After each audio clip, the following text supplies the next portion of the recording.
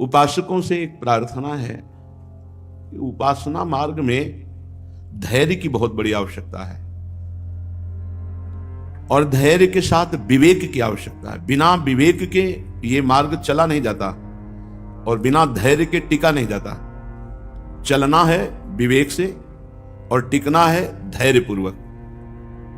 पहली बात तो भगवत प्राप्ति पूर्ण समर्पण और विश्वास से होती है, किसी साधना से नहीं। साधना का फल है समस्त असाधनों का त्याग हो जाना। धर्म विरुद्ध आचरण और भोग इच्छा का नाश साधना से होता है। इतना ही भगवत प्राप्ति नहीं है। भगवत प्राप्ति भगवत कृपा से होती है, दृढ़ विश्वास से होता है, दृढ़ भरोसे से होता है, दृढ़ समर्पण से होता है। और यह साधना का विषय नहीं है। दृढ़ समर्पण, दृढ़ विश्वास, दृढ़ भरोसा, यह विचार का विषय है। ये हृदय से विचार करके देखो, क्या उस अव्यक्त परमात्मा को आप किसी क्रिया के द्वारा अपने अधीन कर सकते हैं? क्रियाओं का प्रारंभ, मध्य और अंत होता है और परमात्मा अनंत है। अनंत को आदि, मध्य और अंत वाली क्रियाओं से कैसे आप खरीद सकते हैं? कैसे आप उसे प्राप्त कर सकते हैं? तो फिर इन साधनाओं का क्या महत्व है? तुमसे असाधन न बन जाए। तुम्हारा हृदय जो विविध प्रकार की भोग वासनाओं में रत है, उसको हटाने के लिए साधन है। और भगवत प्राप्ति तो सिर्फ कृपा से होती है। पूरा जीवन भगवान के चिंतन में व्यतीत करने वाले महापुरुष लीला चिंतन, लीला गायन में दृढ़ श्री सूरदास जी महाराज का अंतिम पद, भरोसो दृढ़ इन चरणन केरो, श्री वल्लभ नक चंद्र छटा बिनु, सब जग माहि अंधेरो, भरोसो दृढ़ इन चरणन के। दृढ़ भरोसा। अंतिम समय नहीं कहा कि साधना लाखों पद लिखे, उसके परिणाम से हमें प्रियालाल मिले। नहीं, गुरुदेव भगवान श्री वल्लभाचार्य जी तो श्री वल्लभ नख चंद्र छटा बिनु, सब जग माहि अंधेरो, भरोसो दृढ़ इन चरणन केरो। इस मलिन कलिकाल में हमारी साधन वृत्ति टिकी रहे बहुत मुश्किल है। क्षण क्षण में वृत्तियां बदलती रहती हैं। कभी वैराग्य प्रधान, कभी भोग प्रधान, कभी रजोगुण, कभी तमोगुण, भीड़ लगी हुई। आप लोग बहिर्मुख हैं, इसलिए आप पहचान नहीं पा रहे। नहीं, एक एक सेकंड की वृत्ति को पहचाना जाता है। इस समय रजोगुण है कि तमोगुण है, सत्वगुण है कि गुणातीत स्थिति है। हम आपसे प्रार्थना करते हैं कि आप भगवत प्राप्ति के विषय में चिंता रहित हो जाएं। अगर बात सुनेंगे और समझेंगे तो इतनी ठोस बात है कि कोई मंदिर में चढ़कर बात कहे तो विश्वास हो जाता है। हम तो धाम में वृंदावन की रज में बैठ के कह रहे हैं, इससे बड़ा कौन त्रिभुवन में शपथ हो सकती है।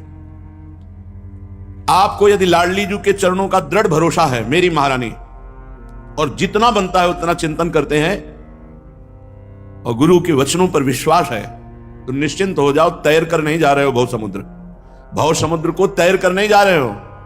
श्री हरिवंश प्रताप नाम नौका निज खेवक, भव सागर सुख तरत निकट हरिवंश जो सेवक। आप हरिवंश प्रताप रूपी नौका पे बैठे हो, बिना प्रयास के, बिना तैरने के, बिना किसी साधन के आप पहुंच जाओगे। कैसे उपापी क्यों न हो हरिवंश नाम जो ले, अलक लड़ेती रीज के मैल खवासी दे।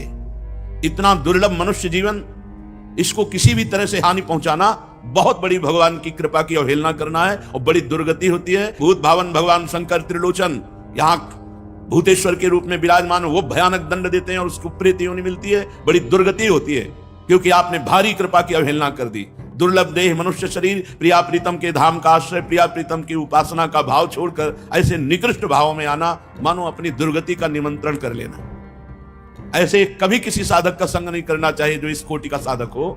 निराशावादी, भोगवादी, प्रपंची, ऐसे साधकों को बिल्कुल दूर से त्याग देना चाहिए। शास्त्र के वाक्यों को समझते नहीं, मनमानी आचरण, बस पेट भरना, जीना और जीने में समस्या आ जाना तो जीवन छोड़ देना। अरे जीवन का उद्देश्य भगवत प्राप्ति, और भगवत प्राप्ति होती प्रभु की लाडले की कृपा से। हम उनके भरोसे पड़े हैं। रोज सत्संग होता है कि अगर भूखे हैं तो जय जय, प्यासे हैं तो जय जय, अच्छा भोजन मिल रहा है तो जय जय, मान सम्मान है तो जय जय, अपमान है तो जय जय। हम आपके हैं प्रभु। न सत्संग सुनना है, न मनन करना है, बस वो नीच कीड़े मकुड़े की तरह अपने शरीर को नष्ट कर देना। बड़ा दुख होता है जब ये संसारी भाग करके वृंदावन आते हैं और वृंदावन की न रसरीति समझते हैं, न भजन पद्धति समझते हैं, न सत्संग से मतलब है, बस मनमानी आचरण। फिर करोगे क्या? ये मन क्या करेगा? यही दुष्ट मन को संभालने के लिए तो मानव देह मिला था। और इसी मन के अनुसार चलकर फिर दुर्गति। भगवत कृपा की अवहेलना करने वालों को कल्प कल्पांतर तक मनुष्य देह नहीं मिलती, नाना प्रकार की अशुभ योनियों में दुर्गति होती रहती है। ये जो हम कहते हैं कि वृंदावन में यदि भगवत प्राप्ति नहीं हुई तो एक जन्म और सही, ये उनके लिए जो ठीक से चल रहे हैं। अगर हमसे कोई अंतिम तक स्मृति में चूक हो जाती, कोई अपराध बन जाता है, तो हम यहीं के खगमृग पशु पंछी बनेंगे और लाडली लाल की कृपा के पात्र बनकर निकुंज में प्रवेश पा जाएंगे। लेकिन मनमाने आचरण करने वाला, शरीर को दंड देने वाला, ये शरीर प्रियालाल का सेवा का पात्र है। इसको अगर हम शासन में लेते हैं तो 2 दिन उपवास करते हैं, 4 दिन उपवास करते हैं, भोजन की कमी कर देते हैं, परिक्रमा बढ़ा देते हैं, नाम जप बढ़ा देते हैं, ऐसे किया जाता है। इन अज्ञानियों का संग कभी साधक न करे। और दूसरी बात, तुम्हारे अंदर क्या काम क्रोध है? क्या विश्व में नहीं है क्या? भूमि परत भा ढावर पानी, तिम जीवई माया लपटानी। जैसे आकाश से निर्मल बूंद गिरती और भूमि में गंदी हो जाती है, ऐसे मां के गर्भ से निकलते ही माया का पूरा आवेश छा जाता है। उसी को नष्ट करने के लिए हरिभजन है, नाम जप है, नाम कीर्तन है, लीला गायन है, लीला श्रवण है। ऐसे मूर्खों का संग नहीं करना चाहिए। ऐसे मूढ़ पुरुषों की दुर्गति होती है।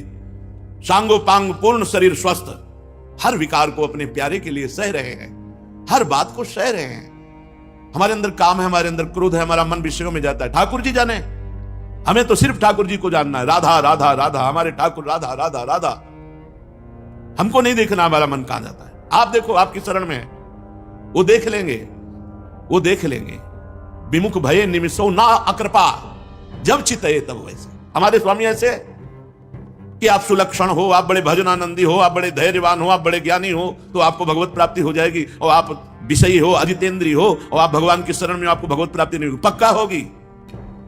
यद्यपि भक्तानन्य जो विषय इंद्रियन बस होए, कर्मठ कोटि जितेंद्रियन ते समलाय न को।